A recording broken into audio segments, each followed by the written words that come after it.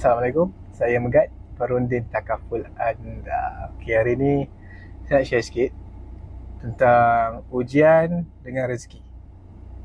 Kan ada macam tak ada kena-mengenaan, tapi sebenarnya ada kat situ.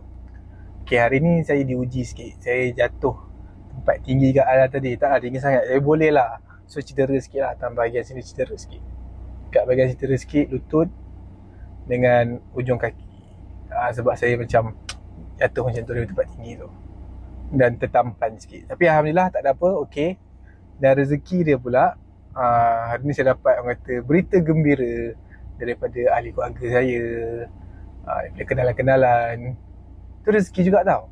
Bila kita dapat tahu ataupun dapat berita gembira daripada kenalan-kenalan kita, ahli keluarga kita, sebenarnya itu rezeki yang kita dapat tahu. Kata mereka pun dalam keadaan yang baik-baik saja, kan, harmoni, ditambahkan rezeki, kita gembira. Berita gembira tu adalah salah satu rezeki juga bagi pendapat saya lah, kan? Sebab kita dapat orang kata circle yang baik.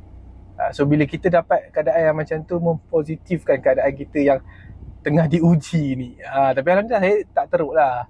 Apa yang saya nak kata kat sini, setiap ujian yang berlaku pasti ada perkara baik yang akan terjadi.